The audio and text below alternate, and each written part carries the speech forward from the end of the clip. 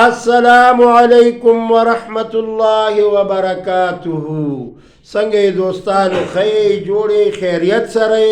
الله آباد او خوشاله ساته. نن درته یو مختصر غونته کې نسخه خیمه. نسخه د غاښ د درد او زیات طور خلق عوام ځوانان زنانه د غاښ درد الله یو د غوږ درد یو د غاښ درد دا ډیر ناکاره درد وي خو زه تاسو ته په کمو پیسو باندې داسې علاج خیم خو هسې نه چې تاسو کمزوري دا نسخه وګڼئ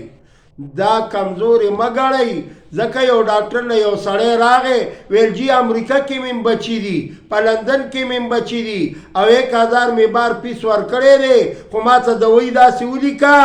چې هغه ښه ګرانه دوی وي زه اخیستونکی یم اخیستی شمه وس 10 والی ما نو ډاکټر صاحب 3000 روپۍ واخیستې او ورته یې ویلې چې صاحبه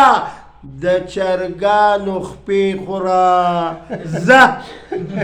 نور یې ورته سم ونه ویل د چرګانو خپو کې ډېر طاقت وي ګورې ښه د غاښ د درد نسخه څه ده د 10 روپو لونګ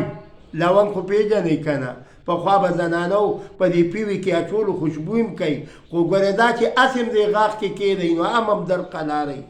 خو تاسو به طریقه څه کوئ یو لونګ ورسره دنداسه خو ترخه دنداسه او یو نیم لیټر اوبه دا به په یو بوتل کې واچوئ او دا به خورۍ سره خورۍ یعنی پټکړۍ ورته څوک وایي د نیانو سره پرتی وي دوکانونو پساریانو والا سره وي سپینه خورۍ یا پټکړۍ د 10 روپو به پټکړۍ والی او داسې ورسره دنداسه والی او داسې ورسره لونګ کوي دا په یو نیم لیټر اوبو کې میکس کوي او داسې وشړقوئ دا زنانې ښه پوهېږي پرې داسې وشړقوئ او سحر یې بیا په دې خوله کې اچوئ نو چې کله یې واچوئ سحر ماسخوتن یو پیری دا وخوټ کوئ ښه دا بعضې خبرې زما ذهن نه اخواشي دا نسخه ډېره قیمتي نسخه ده بیا یې واورئ د غاښ درد خو ډېر ناکاره درد دی او شپه ده کم خوا به دی کور کې دنداسم ساتئ او په کور کې سپینه پټکړۍ خورۍ هم ساتئ دا زخم دپاره هم ګوره ډېر مفید کار کوي خو تاسو دا پټکړۍ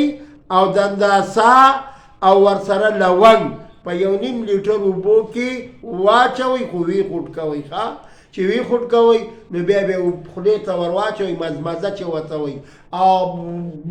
غرغړئ داسې خوله کې بیا واچوئ د هغې نه پس به بیا څوکئ ښه او که لږې ستاسو د اوبه تېر هم شي معمولي تریخوالی د دنداسې وي خیر دی ستاسو لا به معده صفا شي خو